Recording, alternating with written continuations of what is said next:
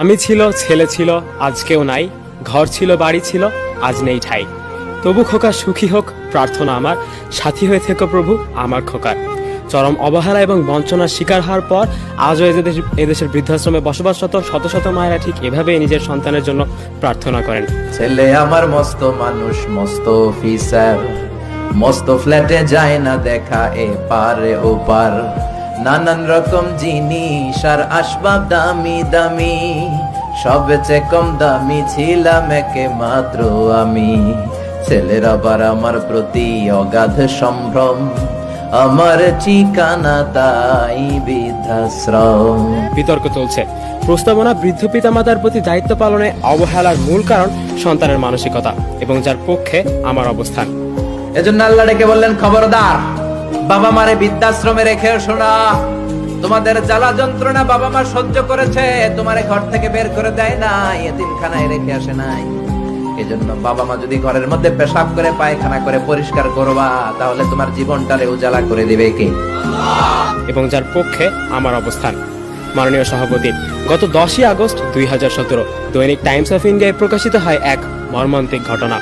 চাকরির জন্য আশা সাহানির ছেলে তার মাকে মুম্বাইতে এক ফ্ল্যাটে ফেলে চলে গিয়েছিলেন আমেরিকায়, এবং তিনি 1 বছর ধরে তার মায়ের কোনো খোঁজ নেননি। বিজ্ঞ প্রতিপক্ষ, তার কিন্তু সুশিক্ষা ছিল, তাহলে এখানে বিষয়টা কি আশা করি ব্যাখ্যা করে যাবেন। বিজ্ঞ প্রতিপক্ষ, এখন যদি আমরা এই ঘটনার পর্যালোচনা করি তাহলে আপনারা নিঃসন্দেহে দায়ী করে যাবেন সুশিক্ষার অভাবকে। বিজ্ঞ প্রতিপক্ষ মোতাহের হোসেন চৌধুরী বলে গিয়েছিলেন যে শিক্ষার রয়েছে দুটো দিক, একটি প্রয়োজন তথা জীবসত্তার এবং অন্যটি অপ্রয়োজন তথা মানব সত্তার।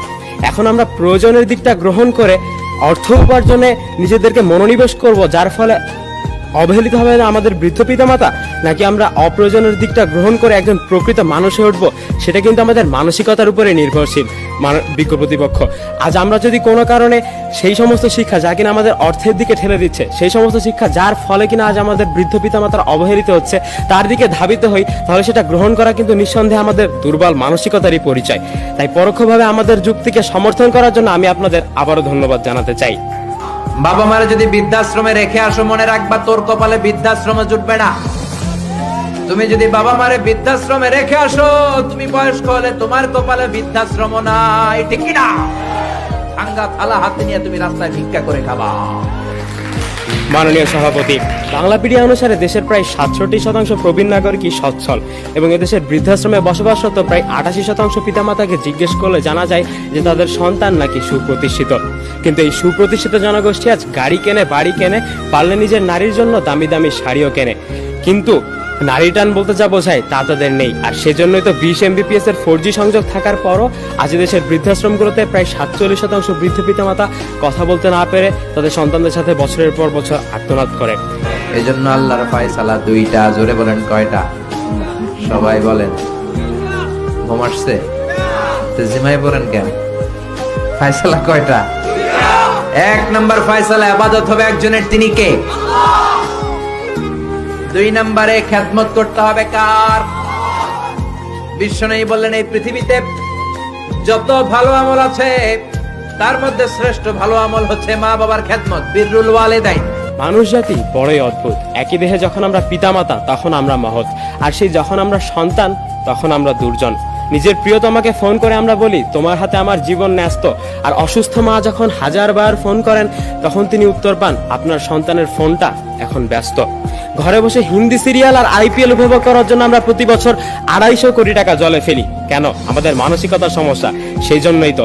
অথচ নিজের বাবার সাথে কথা বলার সময় ঠিক 59 সেকেন্ডেই লাল বাটনটা চেপে দেই। প্রতিপক্ষের বক্তারা হয়তো এখন এরও সমস্যার সমাধান দেওয়ার জন্য বলবেন বাংলা লিঙ্ক তো দিচ্ছে 39 পয়সা প্রতি মিনিট, দারুণ অফার, কিন্তু আমরা তো সেটা দিয়ে কথা বলি নিজের প্রিয়সীর সাথে। কেন বিজ্ঞ প্রতিপক্ষ? সেই দুর্বল মানসিকতার কারণেই। বিজ্ঞ প্রতিপক্ষ, নিজের বাবা মাকে সাথে নিয়ে আমরা কয়দিন মার্কেটে যাই। নিজের মায়ের জন্মদিনটা কবে মনে আছে তো? ও, এটা তো কোনো পাঠ্যপুস্তক বই লেখা নেই আশা করি। এজন্য বিশ্বনবী বলতেন, দুইটা দরজা তোমাদের ঘরে আছে, হুমা জান্নাতুকা ওয়া নারুক, বাবা মাই তোমার জান্নাত, বাবা মাই তোমার জাহান্নাম। এজন্য বাবা মার সাথে কেমন আচরণ করবা তোমাদের decision. The decision is years. তুমি ডিসাইড করবা তুমি জান্নাতে যাবা না জাহান্নামে যাবা। আপনি কপালে যত সেজদা দেন, যত কপাল কালো বানান, যতগুলো হজ করে আল হজ টাইটেল লাগান, যত যাকাত দেন, যত আমল করেন, আপনার মা যদি আপনার উপর নাখোশ হয়ে আল্লাহর কাছে বদদোয়া দেয়, আপনার সব আমলগুলোরে বরবাদ করে দিবে কে? এজন্য বাবা মা যদি হিন্দু হয়, বাবা মা যদি নাস্তিক হয়, তারপরও মা বাবার দোয়ার দরকার আছে না নাই? মানসিকতা সম্পন্ন সন্তানের গল্প দিয়ে অর্থের অভাবে নিজের অসুস্থ মাকে ভ্যানে করে হাসপাতালে নিয়ে যাবার সামর্থ্য তার ছিল না। বিজ্ঞ প্রতিপক্ষ লক্ষ্য করে দেখুন, তার কিন্তু ছিল না কোনো বিদ্যালয়গত কিংবা প্রাতিষ্ঠানিক শিক্ষা, কিন্তু সেই অক্ষমতা তাকে থামিয়ে রাখেনি। মানসিকতা এবং ভালোবাসার জোরেই তিনি নিজের অসুস্থ মাকে কাঁধে তুলে পায়ে হেঁটে পাড়ি দিয়েছিলেন প্রায় 7 কিলোমিটার পথ। বিজ্ঞ প্রতিপক্ষ তিনি সাতক্ষীরার সাইফুল ইসলাম। তথ্যসূত্র ইত্যাদি, বাংলাদেশ টেলিভিশন। বিজ্ঞ প্রতিপক্ষ উদ্দেশ্যহীন বিতর্ক যেমন নিরর্থক, ঠিক তেমনি ভালোবাসাহীন মানসিকতা নিয়ে নিজের বৃদ্ধ পিতামাতার প্রতি দায়িত্ব পালনও অসম্ভব। তাই নিজের বৃদ্ধ পিতামাতাকে ভালোবাসার লক্ষ্যে আজ সুস্থ, সুন্দর এবং পরিশীলিত মানসিকতার অধিকারী হয়ে উঠুক এই পৃথিবীর প্রতিটি সন্তান। এই আশাবাদ ব্যক্ত করেই আমি আমার বক্তব্য শেষ করছি। ধন্যবাদ মাননীয় সভাপতি, ধন্যবাদ বিজ্ঞ প্রতিপক্ষ, ধন্যবাদ সবাইকে। সত্য থাকবে, সত্য বাঁচবে, হবে সত্যের জয়। সত্যের আলো কাটায় আধার, না করে কিছুকে ভয়।